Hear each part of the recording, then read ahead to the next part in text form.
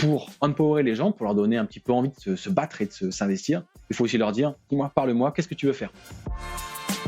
Moi, en plus, chez Litchi, je me suis entouré de profils assez seniors, hein, tu vois, et c'est même des gens qui sont parfois meilleurs que moi dans leur domaine. Et ça, c'est OK. Et mon boulot, c'est de leur donner les moyens d'exploiter, tu vois, tout leur potentiel. Aider les équipes à répondre au mieux aux besoins fonctionnels, ça, ils y arrivent souvent. Mais avec une dimension d'innovation, avec une dimension technique, ça, c'est ton rôle en tant que CTO, à mon sens, de leur donner. Bonjour à tout le monde, bonjour TechRox. Aujourd'hui, je suis très heureuse d'accueillir Clément Charteau. Alors moi-même, Céline Bayard, je suis CTO de Lemonway et nos histoires se sont croisées un moment parce que Clément est CTO de Litchi. Je vais lui poser pas mal de questions qui m'intéressent personnellement, mais aussi pour apprendre plein de choses sur son parcours très inspirant. Salut Céline, merci beaucoup TechRox pour l'invitation et merci Céline d'avoir préparé avec moi ce podcast. Je suis ravi d'être avec toi. On va passer effectivement une petite demi-heure ensemble.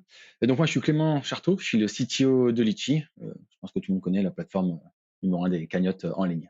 Oui, tout à fait. Alors avant d'arriver chez Litchi, c'était quoi ton parcours pour en arriver là? Écoute, tout début, ça a commencé dans la physique-chimie, donc rien à voir, tu vois? Je faisais du dev sur le côté pour le fun, mais j'ai fait des études en physique-chimie et puis à la fin de quand j'ai eu mon diplôme, je me suis rendu compte que c'était bien, ça m'intéressait, c'est de la curiosité plus que, finalement une finalité professionnelle, la physique-chimie. Je me suis dit: «L'informatique, c'est vraiment ce qui m'intéresse, c'est ce que je veux faire plus tard quand je serai grand». Problème, j'avais pas de diplôme en informatique et donc lorsque j'ai voulu rattraper une licence informatique à l'université de Reims, on m'a dit: c'est pas possible, il va falloir que tu, repasses par la case, 1re année». Et je leur ai dit: «Mais vous pouvez pas me faire passer un test technique ou autre?» Non, ça n'existait pas. En revanche, ce qu'ils m'ont proposé, et ça c'était top, c'est de faire un DUT en 1 an. Ça s'appelle une année spéciale et donc ça dure 12 mois, de septembre à septembre. Il y a pas de vacances, mais tu parcours l'entièreté du programme pour raccrocher ensuite le cursus LMD. À la fin de ce DUT, j'ai fait un stage de fin d'études chez Eurocopter en Allemagne. Et là, je me suis dit, OK, c'est parti pour la vie de développeur en vrai. J'ai fait ma licence pro. Et puis, à la fin de ma licence pro, mon prof de gestion de projet était DSI d'une startup sur Paris. Il m'a dit, viens faire le stage à Paris. Moi, j'avais dit, jamais. Paris, jamais. C'est trop grand, il y a trop de monde. Ça sent pas bon. Ça me fait peur. J'ai quand même fait mon stage de fin d'études. Évidemment, j'ai adoré. Évidemment, je suis resté 3 ans là-bas dans la startup. C'était super en tant que dev full stack. Ensuite, j'ai rejoint le groupe Marmara, qui est devenu le groupe TUI. Donc là encore, e-commerce, full stack. Je passais de dev à lead dev à VP. J'ai tenté l'aventure startup en 2019 pour épauler le CTO en place qui avait un scope un peu trop large. Moi, j'ai monté le pôle de développement Nearshore. Et puis voilà, plus récemment, en 2021, rejoint Litchi en tant que CTO, boîte que vous connaissez. Ok, donc déjà la première leçon apprise, jamais dire jamais. Alors déjà, voilà, jamais dire jamais. Ça m'a bien servi parce que effectivement, voilà, je me suis mordu les doigts. Et heureusement que mon prof m'avait insisté pour que je tente l'aventure Paris parce qu'aujourd'hui, je serais pas là en train de faire ce podcast. Alors justement chez Litchi, en quoi consiste l'émission? Et peut-être redire ce que c'est Litchi? Enfin, moi ça me paraît évident, pour plein de monde, c'est très connu parce que c'est du B2C, mais est-ce que tu peux redire? Bien sûr. Litchi, c'est la plateforme numéro un de cagnotte en ligne, que ce soit pour des projets solidaires ou festifs. Et donc, ça existe depuis 15 ans. On va fêter les 15 ans cette année et les 1 an de la nouvelle plateforme, j'en parlerai plus tard. Et donc là-bas, on est une soixantaine de personnes. Moi, je suis CTO d'une équipe de 20 personnes avec des DevOps, la QA, des développeurs, bien sûr, l'équipe Sécu, et puis je gère l'IT interne aussi. On est basé à Paris. Les locaux, je les connais. Petit passage à Mangopé. Oui, c'est vrai, absolument, parce que toi, on s'est croisés rapidement chez MangoPay, on partage toujours les locaux d'ailleurs avec MangoPay. Ça c'est vraiment top, parce que MangoPay est la solution de paiement de Litchi. Du coup, voilà, pour faire du SAV ou de l'implémentation de features, c'est quand même très pratique d'aller voir les copains à l'étage du dessus. Du coup, les missions chez Litchi aujourd'hui, elles sont assez classiques, hein. La partie dev pour dérouler la roadmap fonctionnel, mais aussi technique, qu'on a validé ensemble. On a du testing, on a du testing automatique. Donc le deal, c'est de tester automatiquement le maximum de parcours les plus classiques, mais de tester aussi manuellement le reste, tous les edge cases, parce que ça coûte cher d'automatiser, parce que ça coûte cher à entretenir, et donc voilà, faut trouver le curseur. La partie DevOps aussi, tout simplement, on gère l'infra classique, la supervision, mais aussi la partie FinOps. Ça, c'est une grosse verticale chez Litchi, qui est assez nouvelle, ça fait 1 an maintenant que je l'ai mis en place. Et donc, on pilote les finances de la tech avec les équipes de développement. Ça, on les sensibilise, c'est vraiment top, parce qu'elles sont du coup acteurs de la bonne santé du département tech. Et 2 autres missions, c'est tout simplement garantir l'uniformité du SI. On est une boîte jeune, il y a plein d'idées, avec accès au cloud, il y a l'équipe BI qui veut monter du machine learning, etc. Ça va très vite, donc on doit uniformiser les outils, répondre aux besoins. par des solutions et pas juste dire: «Non, non, ça c'est pas possible, non, non, ça coûte trop cher», voilà, être source de solutions. Et puis enfin, moi j'en parlais à l'instant, mais pour présenter aussi la tech au COMEX, c'est important de faire porter la voix, de la tech plus largement et de positionner l'équipe, tech au global en tant que porteur de solutions. Tu vois? On doit être vu comme, la source de solutions à des problématiques, qu'elles soient fonctionnelles ou techniques. Super intéressant et ça correspond aussi à ce que je fais là chez Lemonway pour le coup, hein, je suis plus chez Mangopé. C'est très similaire sur les tailles d'équipe, sur les missions donc je vois bien de quoi il s'agit. Si, on parle de ce qui t'a aidé à aller jusqu'à on peut dire cette carrière, ces choix professionnels, ou les personnes qui ont été, très marquantes sur ton parcours, tu parlerais de qui? Bah, écoute, il y a quand même 2, à mon sens, 2 événements dans ma carrière, hein. J'ai une petite carrière, hein, ça fait quoi? Ça fait 15 ans maintenant, il y a quand même 2 étapes importantes. La première, c'est quand j'ai découvert le monde du travail, donc dans la start-up, de 2 fois moins cher, la start-up des 3 Suisses, où j'ai découvert Cédric Pénaud, qui est aujourd'hui le DSI de Sarenza, mais à l'époque, il était, team lead dans une des équipes full stack et donc c'est avec lui que j'ai découvert, à quel point c'est fun de travailler dans la tech. Tu vois? Il était hyper touche à tout, il m'a donné le goût d'aller voir au-delà de mon périmètre. Oui, on est dev full stack, c'est-à-dire on fait du front, on fait du back, mais il faut aussi faire de la base de données, il faut aussi faire du SEO, de la gestion de cache, de la gestion de performance.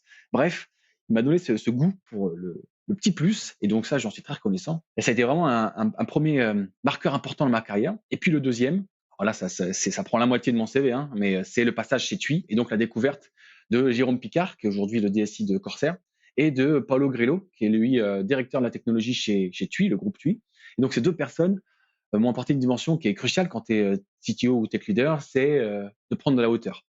Pas tant sur la verticale technique, parce que là, pour le coup, j'étais déjà opérationnel et puis j'étais dans mon élément. En revanche, il me manquait cette prise de hauteur sur la politique dans l'entreprise, sur la gestion d'un groupe, sur la gestion des finances, sur la gestion des risques. TUI, c'est la plateforme e-commerce, c'est numéro un mondial du voyage, hein, donc on avait toutes les problématiques liées aux conflits géopolitiques, aux ventes de dernière minute, au fort trafic sur les plateformes e-commerce. Bref, ils m'ont donné cette fibre un petit peu de sensibilité à une complétion totale d'un rôle de CTO, c'est-à-dire la tech que j'avais déjà, mais tout le reste. Et ce tout le reste, en fait, il est difficilement quantifiable. Et grâce à eux, bah, j'ai pu, avec beaucoup de bienveillance, m'immerger dedans. Ils m'ont donné l'espace suffisant pour essayer, pour échouer aussi, hein. Je me suis planté sur certains projets. Ils m'ont accompagné pour comprendre pourquoi, comment faire mieux. Et ça a duré 8 ans. Et c'est grâce à eux aussi aujourd'hui que j'ai la chance d'être heureux dans mon métier et de kiffer ce rôle de CTO. Si tu devais, parler, de enfin 1 ou 2 projets, qui sont les plus significatifs pour toi parce que tu as eu, plusieurs parties dans ta carrière et peut-être qu'on pourra, creuser, un peu plus tard, enfin, voilà, toutes ces questions pour déjà comprendre, qui tu es, qu'est-ce qui t'a amené jusque-là et puis après on pourra creuser, ces sujets. Avec plaisir. Bah, écoute, je vais en choisir un projet qui a quand même été significatif. Et d'ailleurs, il va faire écho avec ton parcours. C'est la séparation de 2 entreprises qui partagent des systèmes, qui partagent des locaux, qui partagent des équipes. Donc, je parle bien sûr de la séparation Litchi Mangopay, qui étaient 2 sociétés sœurs, mais qui partageaient énormément de ressources, du code, des pipelines, de l'infra, des équipes, des process, bref. Et donc, ce projet de séparation qui a eu lieu en 2022 jusqu'en 2023, il a impacté évidemment le système d'information, donc le code, les repos, les pipelines, et cetera, mais aussi il a impacté les équipes. Donc il a fallu séparer les équipes, délimiter les responsabilités, s'assurer que tout fonctionne, hein. Le site il continue de fonctionner, on ne peut pas se permettre de friser le temps qu'on se remette dans le droit chemin. Il a fallu aussi séparer les responsabilités. Maintenant qu'on a une infra avant qui était on-prem, et maintenant dans le cloud, qui est client, qui est fournisseur, comment on fait la supervision, ça, il a fallu le gérer, le rédiger, mettre sous forme écrite tout ce qu'on se disait avant parce qu'on était assis côte à côte au bureau, mais c'est plus possible. Et puis, c'est une séparation d'entreprise qui a vu naître un rebranding de Litchi. Ça aussi, c'était un super projet parce que bah, c'est une nouvelle couleur, c'est une nouvelle identité. Ça vient dépoussiérer un petit peu un site qui avait 12 ans à l'époque d'ancienneté, qui commençait voilà, à avoir des couleurs plus très fraîches. Et donc, c'était génial de pouvoir participer à ce projet à la fois technique, mais aussi fonctionnel, mais aussi d'entreprise. C'est vraiment le projet qui a marqué les 2 dernières années chez moi. Vous avez tout refait de A à Z? On a tout refait, 100 100. Tu vois, on a gardé un peu alors les règles business, on les a gardées quelque part bien sûr, mais on a tout refait parce que, on a tenté, hein, alors c'était mes prédécesseurs qui ont tenté là des conversions, qui ont tenté des transferts, qui ont tenté différentes choses. Malheureusement, ça n'a pas marché et lorsque je suis arrivé, c'était important pour moi à la fois de marquer, ma participation à ce projet avec mon identité, mais aussi de donner aux équipes en place la vraie opportunité de balayer un peu tout ce qui s'est passé et de mettre de côté, ces échecs passés et se concentrer sur l'avenir. Et pour empowerer les gens, pour leur donner un petit peu envie de se battre et de s'investir, Il faut aussi leur dire, dis-moi, parle-moi, qu'est-ce que tu veux faire? Tu as une feuille blanche, qu'est-ce qu'il veut faire? Et donc, on a fait le front, on a fait le back, on a refait le back office, on a refait l'infra. Et donc, tu vois, ça, c'est des projets déjà qui motivent à mort les équipes, hein, que ce soit les consultants, les internes. C'est hyper motivant. Donc, tu es sûr d'avoir des gens qui sont au top avec toi. Et puis, c'est l'occasion unique dans une boîte, en tout cas, c'est rare, hein, d'avoir la chance de pouvoir tout refaire d'une feuille blanche. Notre investisseur chez Litchi nous a suivis, la direction de Litchi a suivi. Et ça, c'est vraiment top. Donc, il fallait absolument le faire. Et aujourd'hui, on est très content. Ça fait un an. On a fêté nous un an d'ailleurs la semaine dernière de plateforme toute neuve, souffler la bougie. Et donc, je suis ravi de pouvoir en parler avec toi aujourd'hui parce que c'est un super projet. C'est vrai qu'il y a pas souvent l'occasion d'avoir ce type de projet et c'était aussi l'occasion pour toi de t'exprimer pleinement en tant que leader tech, à Litchi et je sais, en tout cas d'expérience, toi aussi, il y a différentes, phases, quand on est tech leader. Ça peut être d'une toute petite équipe, d'une plus grosse, dans différentes, organisations qui sont en train de bouger. C'est quoi pour toi être un tech leader? Ah, c'est vrai qu'il y a plusieurs couleurs hein, à un tech leader en fonction de quand tu rejoins le contexte, en fonction de ta seniorité, en fonction aussi de l'aisance avec laquelle tu es inscrit dans l'entreprise.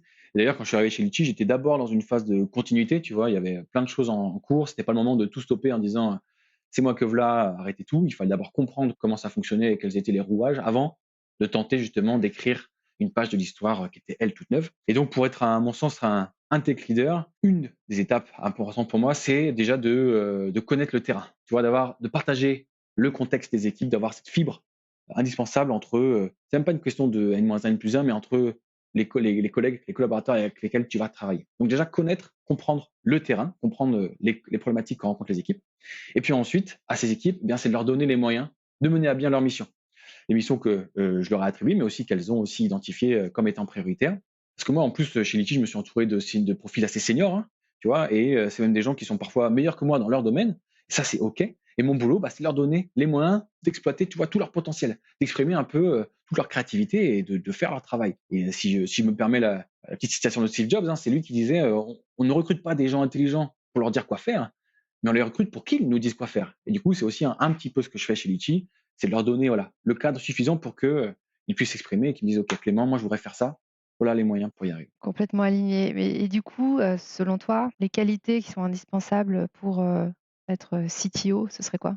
Pour être leader et donc aussi pour être CTO, parce que c'est pas applicable qu'au CTO, mais là, pour le coup, si on prend un peu plus de hauteur, je pense qu'une des premières qualités, c'est la communication et au plus globalement, pouvoir porter et défendre une vision. Porter une vision, je pense que c'est assez facile. La défendre, par contre, c'est un exercice à quel il faut s'astreindre, auquel il faut s'astreindre parce que il faut convaincre les équipes. Si les équipes te suivent sans comprendre pourquoi, ou si au contraire elles ne savent pas, elles ne te suivent pas, tu iras dans le mur. Donc, porter la vision, la défendre, l'expliciter, la vulgariser, que ce soit des techs, des non-techs. Parce que quand tu es CTO, tu parles effectivement à tes équipes, mais tu parles aussi à des stakeholders qui ne sont pas techniques, et donc il faut être en capacité de bien communiquer comme ça. Deuxième qualité, je pense importante, bah, c'est l'empathie professionnelle. C'est un peu niais de dire ça, mais il faut comprendre le contexte de chaque personne de ton équipe, et donc il faut passer du temps avec et apporter une réponse différenciée. C'est pas parce que j'ai une équipe de 20 personnes que chaque fois que j'ai un problème, j'applique la même solution. Il faut passer du temps. Oui, c'est vrai que c'est du temps. C'est vrai que c'est de l'énergie. Mais le résultat, c'est des solutions qui sont beaucoup plus efficaces et puis un sentiment de la part du collaborateur d'être compris et d'être entendu avec justement un plan d'action qui est réel, concret, qui est pas bullshit. Troisième qualité, à mon sens, c'est un petit peu inspirant. Aider les équipes à répondre au mieux aux besoins. Fonctionnels, ça, y arrive souvent. Mais avec une dimension d'innovation, avec une dimension technique, ça, c'est ton rôle en tant que CTO, à mon sens, de leur donner, tu vois, de les alimenter avec est-ce que tu as entendu parler de ces technos? Est-ce que tu as vu qu'il existe ce projet-là? Qu'est-ce que tu en penses? Est-ce que tu penses qu'on pourrait l'appliquer? Libre aux équipes ensuite, hein, tu vois? Tu un petit exemple? Carrément, alors pour le coup, tu vois, c'était chez TUI. Chez TUI, on a fusionné plusieurs marques, on a fusionné plusieurs sites web et donc on est arrivé avec un catalogue produits de voyage assez grand. Et donc là où les équipes ont dit OK, on va passer de 1 million de produits à 3 millions de produits, bah, on va prendre une base de données plus grande, c'est pas grave. Le besoin fonctionnel était rempli, effectivement, c'est de scaler l'infrastructure, de scaler le besoin. Là où j'ai dit: «Est-ce que vous êtes sûr que le produit technique SQL Server, c'est la bonne réponse à ce sujet-là?» Oui, ça va marcher, c'est vrai. Mais est-ce que vous avez envisagé de passer sur une techno qu'on n'avait jamais fait? À l'époque, c'était du Cassandra, du NoSQL Cassandra. Alors là, forcément, tu as un petit peu le parapluie parce que ça fait peur, hein, c'est l'inconnu. On se dit: «Bah, franchement, est-ce qu'on a le temps? Est-ce qu'on a les moyens? Tu es sûr, machin? Moi, je sais faire SQL Server, je préfère». Bah, c'est là où le rôle du leader doit dire: «Écoute, viens, on va regarder ensemble, on va essayer, on fait une sandbox, machin, on teste, on s'offre une semaine ou 2 et on voit si cette solution technique peut marcher». Pour le coup, chez TUI, dans ce projet-là, ça a cartonné, hein, avec le projet Cassandra, on a fusionné des millions de produits et en plus, la performance était au rendez-vous. Mais voilà, ça, c'est un exemple où le CTO doit un petit peu prendre de la hauteur et autoriser l'échec, dire: «OK, peut-être qu'on va y aller, ça va on va se foirer, peut-être, mais au moins on aura appris quelque chose et au mieux on aura sorti un super produit», donc voilà pourquoi il faut être un petit peu inspirant et puis donner de l'air aux équipes qui sont là, tu vois, elles sont la tête dans le guidon, tu sais ce que c'est, hein, tu as les équipes aussi, qui cravachent. Parfois leur dire: «Attends, attends, attends», avant de foncer tête baissée. Ça te dit, on essaye ça. Et puis la dernière qualité, c'est pas la plus rigolote, mais je pense qu'il faut savoir aussi trancher. Il faut être le repère, il faut être aussi le rempart à un moment où lorsqu'il y a des divergences, parce que la tech, bah, tu as plein de solutions pour répondre à un problème. C'est pas pour autant qu'elles sont toutes bonnes ou toutes mauvaises, mais pour autant, il y a un moment, il faut trancher. Et donc, le rôle d'un CTO, à mon sens, c'est de dire: OK, j'ai entendu les différentes parties. Moi, j'ai ma vision, vous avez la vôtre. Voilà ce qu'on va faire. Il y a des accords. Écoutez, je prends la décision de trancher. On va avancer dans cette direction. Et bah, écoutez, on assumera en tant qu'équipe ou j'assumerai moi les conséquences et on apprendra de ces erreurs-là ou pas, ou on apprendra de ce succès-là. Mais être vu aussi comme la personne qui a la capacité de dire: «On a cramé le budget réflexion. OK, c'était intéressant, on s'est offert ce petit espace, d'air. Maintenant, il faut avancer. Voilà ce qu'on va faire». Et je pense que quand tu es, dans une équipe comme ça où tu as un leader qui te dit: «On y va maintenant», déjà ça te permet de ne pas avoir peur de l'après et puis de te dire: «Bah, c'est bon, on a choisi une voie, on y va, on verra bien ce que ça donne». Oui, parfois dans le doute, on commence par n'importe quoi, mais plutôt que d'attendre, on ne sait pas quoi, on avance. Bah, finalement, le rôle de tech leader, il y a à la fois la techno, mais aussi, d'autres, qualités de stratégie, de management. Comment tu te tiens à jour de tout ça? Comment tu fais ta veille, sur, et les évolutions techno? Comment tu apprends? Ça, c'est vrai que c'est un vrai sujet, hein, quand on est, tech leader, c'est de toujours rester au courant, toujours s'alimenter, ne pas se reposer sur ses acquis, ne pas tomber dans le piège du train-train quotidien.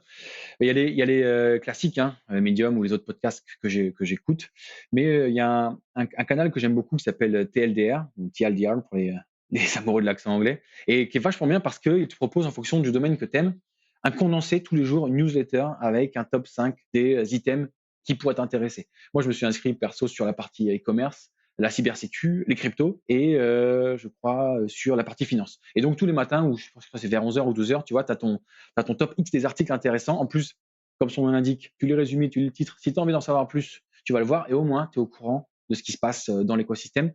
C'est quand même très dur, hein, de rester à jour, mais c'est aussi notre plus grande force comme notre plus grande faiblesse, l'obsolescence. Donc faut pas lésigner sur cette Ce qui me appli sur fascine, c'est ceci. qu'il y a tellement de choses à apprendre, on a envie de s'intéresser à tout, mais on n'a pas le temps et on est obligé de faire des choix.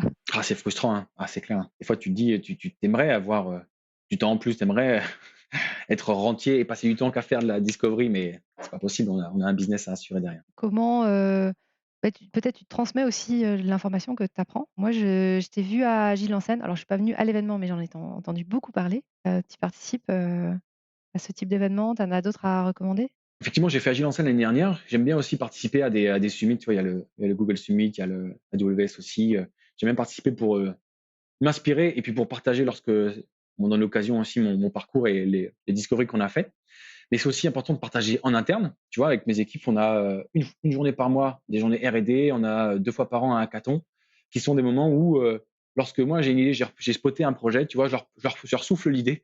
Ça vous dirait pas de travailler sur ce sujet-là? Je leur montre un peu à quoi j'ai pensé, et donc ça permet aussi de transmettre un peu ces innovations que j'ai repérées, parce que sinon le quotidien fait qu'on n'a pas, voilà, on n'a pas le luxe de passer du temps à faire que l'innovation. Et on se voit aussi pas mal avec d'autres tech leaders. Tu vois, il y a les events, c'est vrai, mais moi, je suis à l'extérieur de Paris, donc c'est compliqué parfois pour être en présentiel sur tous les meet-up. Donc, je fais pas mal de meet-up remote.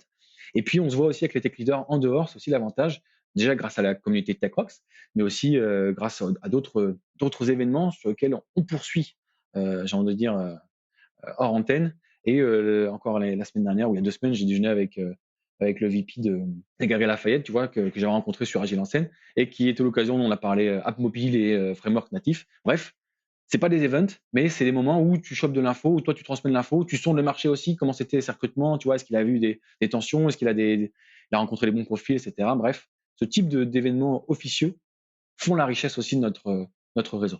Complètement, et on en a aussi pas mal sur TechCross. C'est vrai qu'on est beaucoup sur Paris, mais il y a de plus en plus de meet-up virtuels et aussi, des meet-up, en région qui se font. Oui, j'ai vu sur Lyon, et ça c'est top, hein, vraiment c'est top. Les formats sont soit sur la pause midi, soit en after work, et c'est vraiment du concentré de connaissances et du networking important. Alors si je reviens sur, ce que tu fais au quotidien, est-ce que tu codes encore? Ah là, je code plus du tout. je ne code plus du tout. C'est une bonne chose, ouais, ou pas? C'est pas une mauvaise chose dans la mesure où je code, sur le perso, le soir et le week-end, tu vois? Mais, dans le quotidien, non, c'est pas une mauvaise chose. Déjà parce que, j'en ai parlé tout à l'heure, mais ceux avec qui je bosse, sont bien meilleurs que moi en développement .NET pur, parce que c'est la techno qu'on fait ici. Donc, déjà, j'ai pas besoin de coder. On ne m'attend pas pour coder et ça, c'est top. Et j'ai une équipe quand même de 20 personnes et malheureusement, j'ai pas le temps de pouvoir coder. J'ai une équipe aussi qui est mature, tu vois? Ils sont bien plus efficients dans leur domaine que moi. Donc, c'est OK dans la mesure où je compense à côté. Par contre, tu vois, j'en parlais tout à l'heure, mais garder la fibre. Il faut absolument garder la fibre parce que lorsqu'un développeur va venir voir son manager, qui est du coup dans mes équipes, pour une problématique et qu'on va me demander de trancher, si je sais pas de quoi il parle, si je j'aime pas, tu vois, si j'aime pas cette sensibilité tech sur de l'archi, sur des patterns, c'est difficile. C'est OK de dire je sais pas, mais c'est aussi difficile du coup au quotidien. Donc, c'est important de garder le fil. Donc, c'est pas grave de pas coder, mais par contre, des vidéos YouTube, des tutos, des médiums, bref, continuer de s'alimenter. Ouais, effectivement, on n'a pas le temps de tout faire, moi pareil, ça fait des années que je ne code plus. Toi, est-ce que tu regrettes de plus coder? Non, pas vraiment. Alors moi, je code beaucoup moins, même sur mon temps libre, je code plus du tout. Ça m'arrive de bidouiller, mais tu vois, plus du paramétrage, pas forcément du code. Et puis, comme tu disais, enfin, moi, j'embauche des gens qui sont bien meilleurs que moi et il y a de l'expertise que tu peux pas avoir partout. Tu peux pas être expert de tout, tu peux comprendre, être généraliste, voir les patterns qui reviennent, mais c'est impossible de coder à la place, des gens. Puis je pense que c'est pénible d'avoir son manager, son N+2, N+3 qui vient coder à ta place, c'est compliqué. Ouais, clairement. Clairement le ghost, c'est le le shadow code. Non, non, clairement. Et si tu avais, plus de temps, qu'est-ce que tu ferais d'autre, à part coder plus? Bah, là, typiquement, en ce moment, tu vois, j'investirais plus de temps dans l'IA. L'IA, il y en a partout, il y a tous les jours des news, tous les jours des nouveaux modèles qui sortent et pour gagner du temps, bah, je me repose sur des benchmarks, je me repose sur des comparatifs que je trouve, sur le net. Mais ça me frustre un peu aussi de me reposer sur l'analyse que d'autres ont faite. Et je suis un peu parfois comme saint Thomas, j'aime bien, croire que ce que je vois et j'aurais aimé, tu vois, faire passer plus de temps les mains dans le cambouis, vraiment les mains dans les différents modèles pour comprendre leurs différences, comprendre leurs forces. Bon, bah, voilà, c'est un fait, on n'a pas tous le budget temps pour ça. Donc c'est un peu le regret que j'ai en ce moment. Pas pouvoir investir plus dans l'IA. Ouais, je comprends, surtout qu'on en entend vraiment beaucoup, beaucoup parler, donc on veut pas rater le coche, on veut tester plein de choses et Ouais, c'est ça. Après, c'est un mal pour un bien parce que tu as la courbe aussi de la courbe gaussienne de l'adoption, ce qui fait que quand moi je vais m'y mettre, probablement qu'on sera déjà assez mature et que j'aurai pas à essuyer tous les plâtres des early discovery qui ont été faites. Mais c'est aussi le truc sympa dans notre métier, hein, justement, de venir assez tôt pour tester, échouer, comprendre, machin. Voilà, on n'a pas le luxe de le faire en ce moment. je vais te poser maintenant, une question sur, est-ce que tu peux nous raconter, une histoire de fail ou de réussite?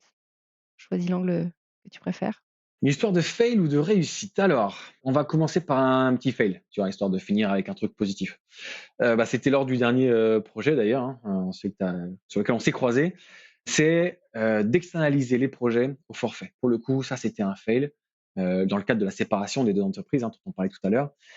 Ça a engendré un sentiment de dépossession, déjà de la part, des techs, de la part, d'autres personnes de la boîte, hein, du produit, donc sentiment de dépossession et puis une fois que le développement, commence à terminer, on te donne, les clés d'une voiture et tu as pas la doc. Alors, peut-être que ça répond, au cahier des charges, mais déjà un cahier des charges, ça évolue dans le temps là et ce qui est quand tu es au forfait, bah, tu sais que c'est un peu du cycle en V, hein, limite, hein, donc tu sais que ça sent pas bon pour les évolutions et typiquement à la fin, tu vois, alors oui, tu mets le clignotant, effectivement la voiture clignote, par contre, il y a la radio qui s'allume. En quoi c'est un problème? Parce que le cahier des charges demandait à ce que, le clignotant s'allume. OK, donc ça, tu vois, c'est typiquement ce type de sujet qui nous frustre en tant qu'équipe tech, qui nous frustre en tant qu'entreprise lorsque, on t'a dépossédé et que tu es responsable d'un système que tu as pas construit. You build it, you run it, tu vois? C'est un peu la règle. Donc juste pour remettre dans le contexte, ouais, au moment où tu es arrivé, en fait, l'externalisation était déjà faite ou en train d'être faite? Enfin, est-ce que les clés de la voiture avaient été livrées ou tu es arrivé à quel moment et après tu as fait différemment? Elle avait commencé l'externalisation, donc j'ai accompagné, les projets d'externalisation lorsqu'elle était entamée et j'ai vu la pente dangereuse qu'on a empruntée et j'ai compris que ça sentait très mauvais. Le problème, c'est que lorsque tu arrives, tu ne peux pas, avec tes gros sabots dire: «Arrêtez tout, j'ai la solution, je suis un génie». Là où des gens ont fait un benchmark, ont travaillé et cetera, donc il faut aussi leur faire confiance. Donc j'ai accompagné cette démarche-là en pressentant déjà que, l'issue était probablement peu favorable et puis surtout en matérialisant les risques. C'est important, au-delà de dire c'est bien, c'est pas bien, il faut matérialiser les risques. Et les risques que j'ai entrevus, c'est le coût de maintenance, c'est le sentiment de possession, c'est la motivation des équipes qui va s'éroder. Et malheureusement, c'était le cas. On a eu beaucoup de turnover, particulièrement sur cette période-là. Et ce qui est entretiens de onboarding, ça a été ce qui a été remonté. Hein, donc, tu vois, malheureusement, c'est très lié. Donc, cette externalisation avait lieu. J'ai accompagné un petit peu la fin cette phase-là pour se recentrer sur la compétence interne, sur le fait maison et sur un win plutôt qu'un fail. Ça, c'était pour du coup la partie fail. Mais j'aimerais partager quand même une petite réussite parce que c'est important. Alors, au-delà du projet dont on a parlé, hein, de séparation des SI, il y a un autre projet qui a été marquant et qui fait écho à d'autres entreprises. C'est lorsque j'étais chez TUI, on a créé une plateforme ombrelle pour rassembler toutes les marques, comme l'a fait le groupe Accor, comme l'a fait le groupe Decathlon avec ses différentes marques. Et bien chez TUI, on a fait pareil. Et donc, ça a été un projet hyper ambitieux sur 9 mois. Ça a commencé en janvier, on a mis en prod en septembre, je crois. Et donc là, il a fallu créer une plateforme unique de e-commerce, de réservation de voyage, où il fallait vendre sur la même plateforme des circuits, des tours sur mesure dans les îles, des clubs évidemment, une diversité de produits qu'on n'avait jamais fait avant.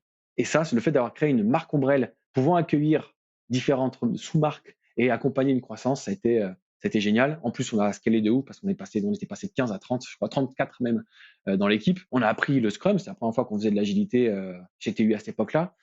Et c'est dans ces moments-là où tu as plein d'effervescence, où c'est extrêmement enrichissant, c'est là que tu apprends plein de choses. D'ailleurs, c'est là qu'on a mis en place, c'est à l'issue de ce projet-là qu'on a mis en place Cassandra, tu vois, j'en parlais tout à l'heure. Donc, ce gros win, c'est celui-ci. J'en suis très fier. Je suis très fier de mes équipes aussi qui ont travaillé, qui sont vraiment investis dans ce projet-là. Lorsqu'on a mis, tu sais, lorsque tu cliques sur le petit bouton mettre en prod en pleine nuit et que tu te retrouves avec la plateforme de e-commerce qui doit driver 4 marques. En plus, tu vois, c'est du travel. Hein, donc, le travel, c'est des quotes en temps réel, c'est des billets d'avion. C'est génial, c'est hyper stimulant. Et là, tu as un sentiment de devoir accompli qui est juste génial. Et en plus de le partager avec tes équipes, bah, ça n'a pas de prix. C'est génial, ça donne envie de de se recoller à un gros projet. Ouais, ouais, c'est vrai que c'est top. Il n'y a pas que ça. Il faut savoir faire les deux, mais lorsque ça arrive, il faut le croquer à pleines dents, quoi. On arrive, bientôt à la fin du podcast, mais j'ai encore quelques questions à te poser. Alors si tu avais 3 conseils à l'attention de tech leaders qui pilotent des équipes tech, comme toi, tu dirais quoi? Écoute, je pense que le premier, c'est fuyez l'immobilisme comme la peste. Arrêtez d'avoir peur. Arrêtons d'avoir peur. Je me mets dans le lot parce que ça a été aussi mon cas. C'est si vous avez une idée, faites-le vite, échouez vite et réussissez vite. Mais l'immobilisme, ça vous tuera. Souvent, on est face à un problème, tu vois, et on voit le panel de solutions qui est face à nous. Et ce qui nous prend la majorité du temps, c'est la peur du vide, c'est le doute, c'est machin. Fais-le. On le fait, on verra. Il faut pas foncer tête baissée, attention, c'est pas ce que je suis en train de dire. Mais il faut s'autoriser une marge de risque et il faut le faire. Il faut y aller. Ensuite, c'est privilégier le bottom-up. Privilégier la récupération d'informations de terrain. Moi, je fais one-one avec mes managers toutes les semaines. Et très souvent, je pose des questions. Qu'est-ce qui se passe chez toi? Raconte-moi ça. Je m'infuse, tu vois, de ce qui se passe dans les équipes parce que c'est comme ça que je prendrai les meilleures décisions et c'est comme ça que je pourrais déminer des sujets qui pourraient peut-être prendre une direction discutable. Donc, le bottom-up, éviter le micromanagement, faire confiance, mais prendre du pouls sur le terrain, à mon sens, c'est clé lorsqu'on est tech leader. Et enfin, pareil, ça peut faire un peu niais de dire ça, mais autoriser l'échec, quoi. Dire aux équipes, c'est OK de se tromper. Lorsque on fait des boulettes, moi j'en ai fait dans ma carrière, hein, des boulettes, mes équipes, ça arrive qu'elles en fassent. Il faut l'accompagner, il faut mettre la lumière dessus, pas le mettre sous le tapis en disant OK, on oublie, on fera plus jamais, mais c'est de comprendre ce qui s'est passé et puis l'accompagner. Parce que c'est grâce aussi à ces boulettes que parfois on tombe sur une superbe idée où on a trouvé un truc, tu vois, une solution technique qu'on n'avait pas envisagée avant. Donc autoriser, je ne vais pas dire encourager, mais accompagner l'échec, ça crée un climat de confiance dans tes équipes tech. Et puis, ça permet aussi, du coup, d'offrir du potentiel d'évolution à des équipes qui seraient sinon contraintes de peur d'échouer, de se dire, moi, on m'a juste demandé de faire ça. Écoute, la feature, elle me demande de faire ça, je vais faire ça. C'est tout. Alors qu'ils pourraient faire plus, mais s'il a peur des conséquences de ses choix, de ses actions techniques, eh bien, ce sont des collaborateurs ensuite qui feront uniquement ce qu'on leur a demandé. Et là, on aura tout perdu. Ouais, je te rejoins aussi et c'est un peu par l'expérience qu'on apprend tout ça et si, tu devais recommencer ta carrière, qu'est-ce que tu donnerais comme conseil, au tout début? Alors là, carrément, tout à fait aligné avec toi. Learning by doing. Franchement, quand on est junior et qu'on attaque dans la tech, pour moi, la clé, c'est de faire, apprendre, manger, faire du code, toucher à tout. En plus, ceux qui sont juniors aujourd'hui sont quand même beaucoup plus privilégiés que ceux qui l'étaient il y a 20 ans parce que avec l'effervescence du cloud, avec la facilité avec laquelle on joue avec les technologies aujourd'hui, c'est une chance énorme et ce serait une erreur stratégique, une erreur de carrière, une erreur technologique de simplement se contenter de ce qu'on apprend sur les bancs de la fac, de se contenter du sujet de stage. Bref, faire, tout le temps apprendre. À mon sens, c'est la clé pour déjà rester à jour. On en a parlé tout à l'heure, mais c'est indispensable. Une fois que tu as appris à apprendre, une fois que tu as eu ce goût de l'apprentissage, là, honnêtement, il n'y a plus grand-chose qui t'arrête parce que le web regorge tu vois, de fuel pour des profils tech. Donc, learning by doing, faire, faire, faire, faire. Je crois que c'est juste pour ça que j'aime, ce métier parce qu'on peut toujours tester plein de choses et en plus maintenant, plein de ressources qui sont disponibles donc vraiment aucune excuse. Et ouais, tu vois, et puis ça s'arrête jamais, tu vois. C'est pour ceux qui sont curieux et qui ont envie d'apprendre, on fait un métier génial. Franchement, on fait un métier génial, peu importe le domaine, soit l'e-commerce, soit la finance. On fait un métier génial. On serait bien bête de se contenter de rester derrière nos écrans et faire ce qu'on nous a demandé. Allons voir au-delà, créons, échouons. C'est comme ça qu'on crée de la valeur. Pour finir, est-ce qu'il y a une question que je t'ai pas posée et que tu aurais aimé que je te pose? Une question qui aurait été intéressante, par exemple, c'était si j'avais pas plongé dans la tech, qu'est-ce que j'aurais fait à la place? Ma fille de 6 ans et demi, tu vois, en ce moment, elle se pose la question plus tard, qu'est-ce que je ferais? Et donc, je me pose la question aussi, qu'est-ce que j'aurais fait si j'avais pas été dans la tech? Et clairement, j'aurais été pilote de ligne. Clairement, voler, c'est piloter des engins. Alors, dans l'air déjà, dans l'espace peut-être, mais dans l'air, c'est vraiment quelque chose que j'adore. Mais du coup, c'est un loisir? Ouais, c'est un loisir parce que je vole déjà le week-end, j'ai un aérodrome à côté de chez moi, donc j'ai la chance de pouvoir aller voler le week-end. Je fais pas assez souvent, mais j'y vole quand même. Mais d'en faire ton métier, tu vois, pareil pour l'informatique, mais d'en faire ton métier de ce loisir-là, ça aurait été classe. Et puis, c'est tellement calme dans les airs, franchement. Est-ce que tu as essayé ou tu t'es dit: «Non, c'est bon, l'informatique, c'est sûr, je fais ça en tant que métier»? Écoute, j'ai essayé avant de faire l'informatique. J'ai essayé à plusieurs reprises d'être d'abord pilote de chasse, mais j'étais trop grand. Ensuite, d'être pilote de ligne. Et j'ai passé plusieurs concours. Les cadets d'Air France, d'ailleurs, qui est un super programme ouvert aux novices. J'ai passé 2 fois le concours et j'ai passé aussi l'ENAC pour rejoindre l'aviation civile. Et là, clairement, ça demande un investissement personnel que j'étais pas prêt à faire, donc j'ai préféré laisser passer cette voie-là et me réorienter vers l'informatique. Mais aujourd'hui, je ne regrette pas parce que du coup, je peux, en tant que loisir, tu vois, vivre cette passion aussi avec un angle moins stressant, parce que je porte personne dans mon avion à part moi-même et pas 300 personnes. Merci beaucoup Clément pour, tout ce qu'on a appris, sur ton parcours, sur, tes projets, très passionnants et puis, le loisir, le fait de conduire des avions, je pense que ça a quand même c'est un beau parallèle avec ce que tu fais au quotidien avec tes équipes. Ça fait du bien. Mais merci Céline pour cet échange, c'était vraiment top de partager ça avec toi et j'espère que ça intéressera ceux qui nous écoutent.